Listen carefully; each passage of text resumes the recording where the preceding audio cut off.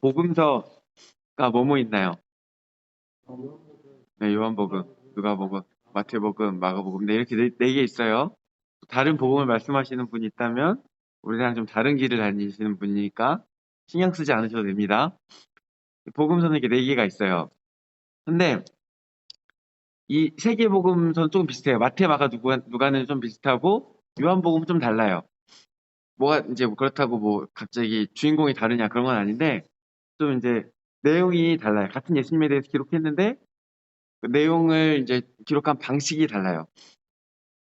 그리고 이 세 개 복음서도 세후 내용에 있어서는 조금씩 차이가 있어요. 근데 그럼에도 불구하고 네 개 복음서에 공통적인 게 있어요. 여러 가지 있겠죠. 그 중에서도 가장 중요한 것, 결말. 모든 책을 읽든 영화를 보든 결말이 중요하잖아요. 네 개 복음서의 결말은 동일하게 하나의 사건으로 끝나게 돼 있어요. 뭘까요? 분해하지 마시고. 뭘까요?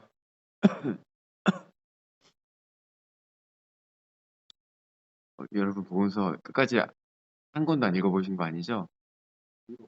읽어봤죠? 마지막에 뭘로 끝났어요? 어떤 내용이 나왔어요? 어느 복음서를 읽고 오셨나요? 네. 어떤 내용으로 끝났는지 기억나시는 분 안 계세요? 마지막에는 네 복음서가 다 십자가 사건을 다루고 있어요. 십자가 사건과 부활.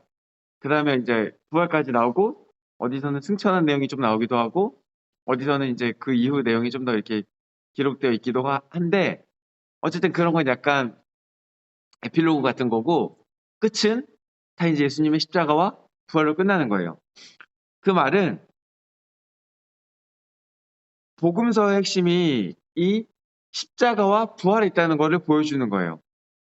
그만큼 십자가와 부활이 중요하다는 거예요. 근데 이 십자가가 다시 말해서 십자가가 이렇게 중요하다는 건데 십자가가 왜 그렇게 중요한 것일까?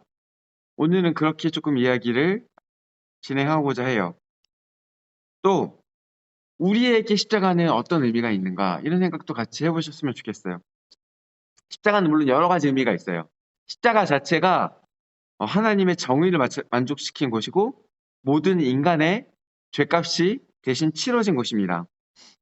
또 동시에 모든 인간이 여러분과 저를 포함해서 모든 인간이 갖고 있는 모든 죄를 사함을 받은 장소. 그게 십자가예요. 그죠? 그리고 이제 그 십자가에서 예수님께서 죽으시고 예수님께서 부활하셨죠. 이 십자가 사건이 예수님의 사역의 백미다라고 할 수 있고 최종 예수님의 사역의 목표다. 그리고 그 극치다라고 할 수 있어요. 예수님께서 이 땅에 오신 것은 우리를 사랑하고 섬기러 오신 건데 사랑하고 섬기는 것의 끝이 뭐냐? 자신을 희생양까지 내어주어 목숨까지 줄 정도로 사랑하고 섬기러 오신 건데 그거를 증명하는 사건이 뭐냐? 십자가인 거예요. 그 중에서도 오늘 이 한 가지 의미, 방금 말한 그 사랑에 대해서 이야기를 하려고 그래요. 오늘 말씀 다시 한번 읽어볼게요. 우리가 아직 죄인 되었을 때에 그리스도께서 우리를 위하여 죽으심으로 하나님께서 우리에 대한 자기의 사랑을 확증하셨느니라. 성경은 뭐라고 기록하고 있냐? 예수님께서 우리를 위해 십자가에서 죽으셨는데 그것이 언제 일어난 일이다? 이렇게 얘기하고 있어요. 5장 8절 시작에 우리가 아직 죄인 되었을 때에 다시 말해 우리와 하나님과의 관계가 아직 회복되기 전에 죽으신 것이다 라고 이야기하고 있어요. 이게 굉장히 중요해요.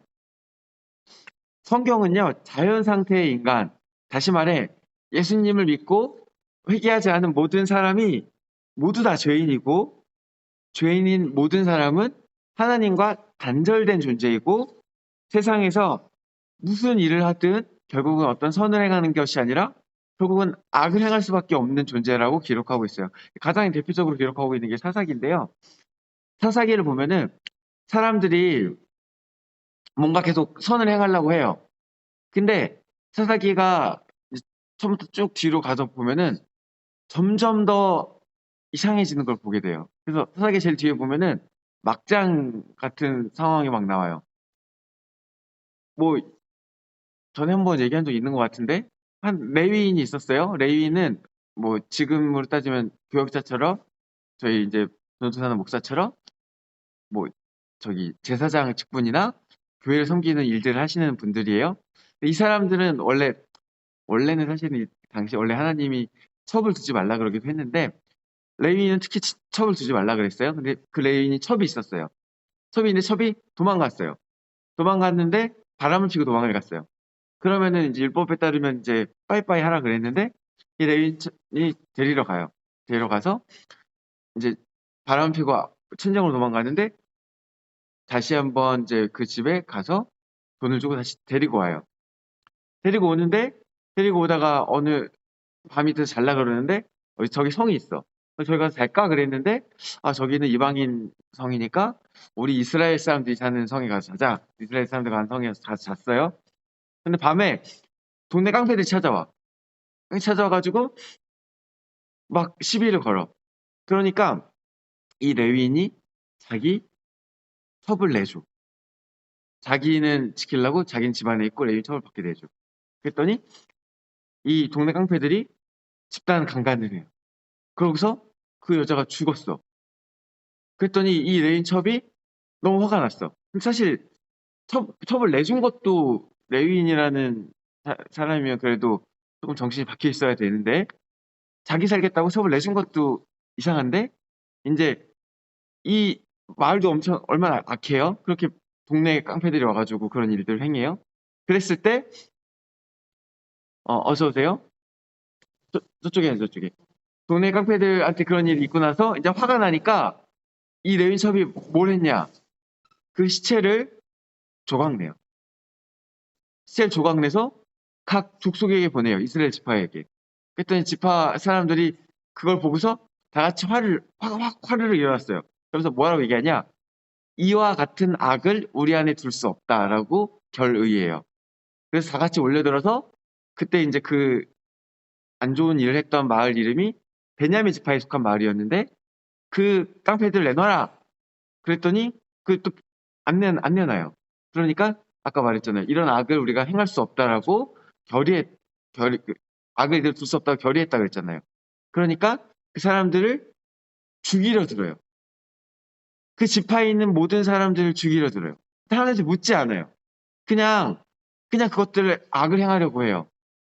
그랬더니 그러고 나서 정말로 다 죽이고 500명이 남았어요. 한 지파가 없어진 거예요. 하나님께서 약속하신 12지파가 있었는데 12지파가 다 없어지고 12지파 한 지파가 없어진 거예요. 근데 그 과정에서 이 사람들이 나름대로는 자기 생각하기에 선을 행하려고 해요. 이렇게 악을 내버릴 수 없지. 근데 그러면서 하는 게 뭐예요? 시체를 토막내요. 이게 잘하는 건가요? 그리고 이 사람들도 받아서 하는 반응이 뭐냐면 이 악을 우리한테 내버릴 수 없다. 그러면서 하나님을 대신해서 지파를 심판해요. 하나님께서 그런 명령하신 적이 없는데. 그래서 사사기 뭐라고 나오냐? 그때 이스라엘에 왕이 없으므로 각기 소견에 옳은 대로 행하였다. 그래서 점점 더 악을 행했는데 더 심한 악을 행한 거예요. 그것들이 이렇게 쌓이니까 점점 더 큰 악이 행하여진 거예요.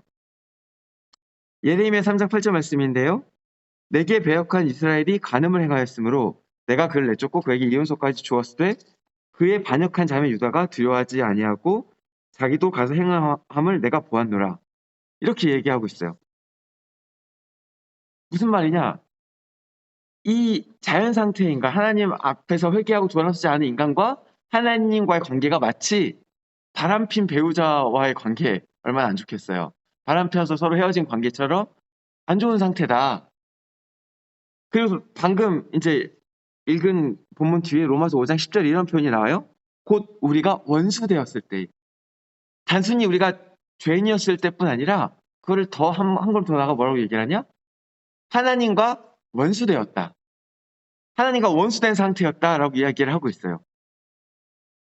우리가 원수되었을 이 상태에 아까 말한 십자가 사건이 일어나는 거예요. 우리가 아직 죄인 되었을 때 10절에 이 얘기가 나오는데 원수되었을 때 그의 아들의 죽으심으로 말미암아 우리가 아직 원수되었을 때 예수님께서 자신의 목숨을 우리를 위해서 주신 것이고 하나님께서 자신의 사랑을 확증하신 거예요. 근데 여기서 한 가지 또 짚고 넘어갈게. 죽으신 건 누구세요? 죽으신 건 누구세요? 한 5장 8절에 보면은 그리스도께서 우리를 죽으심으로 이렇게 돼 있어요. 근데 무슨 사랑을 확증했대? 8절에 보면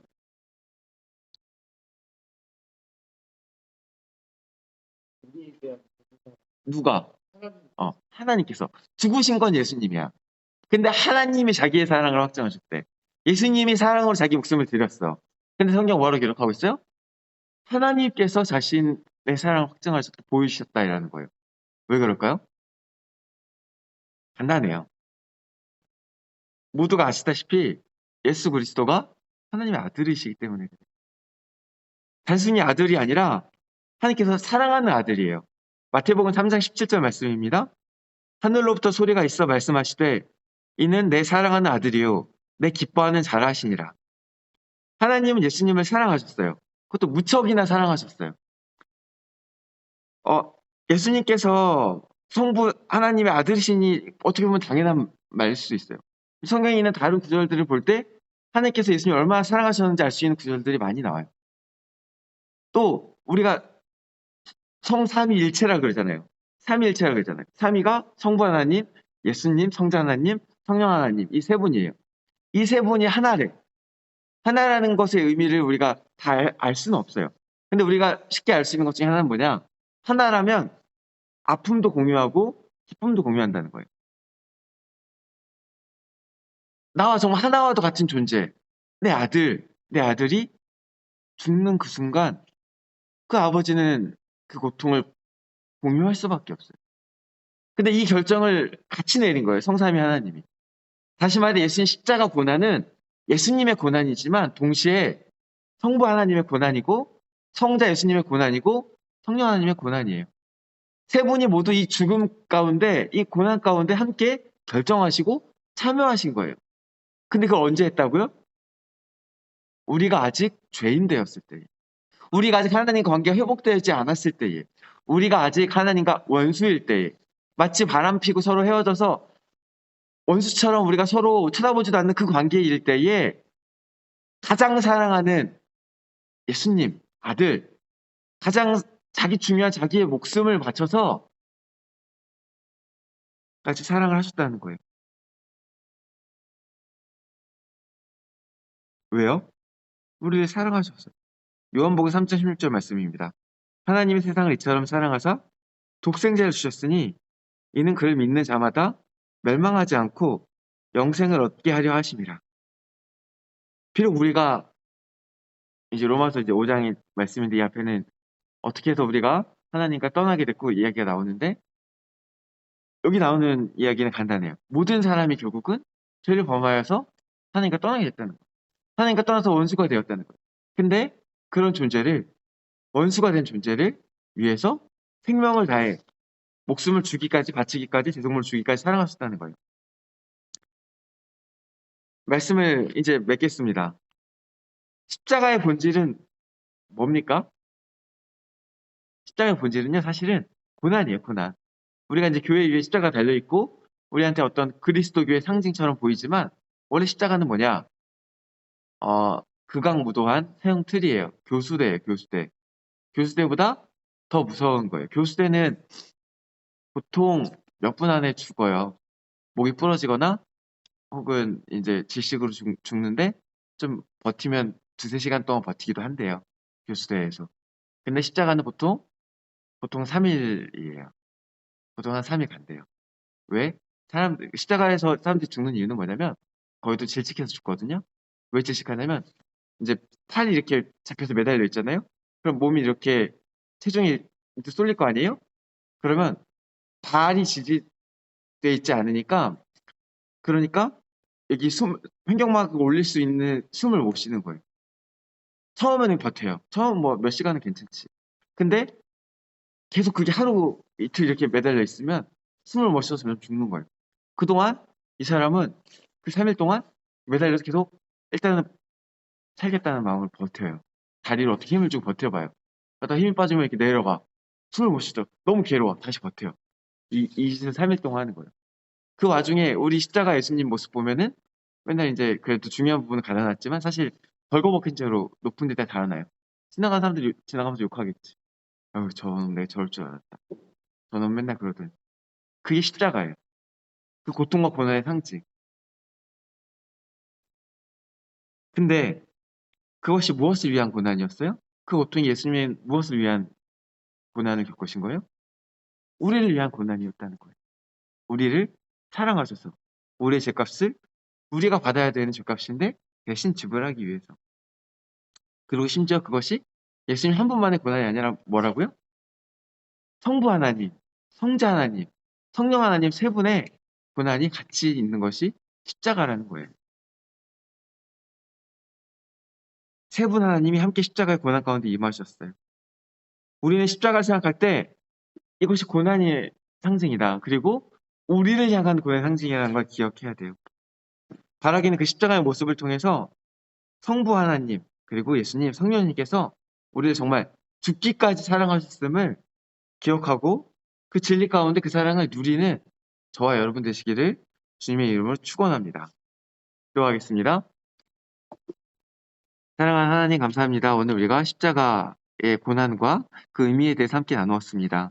우리를 사랑하시되 죽기까지 사랑하신 예수님의 사랑과 우리를 사랑하시되 그 사랑하는 아들을 보내시기까지 사랑하신 성부 하나님의 사랑, 성령 하나님의 사랑을 우리가 기억하기 원합니다. 또한 우리가 알기 원합니다.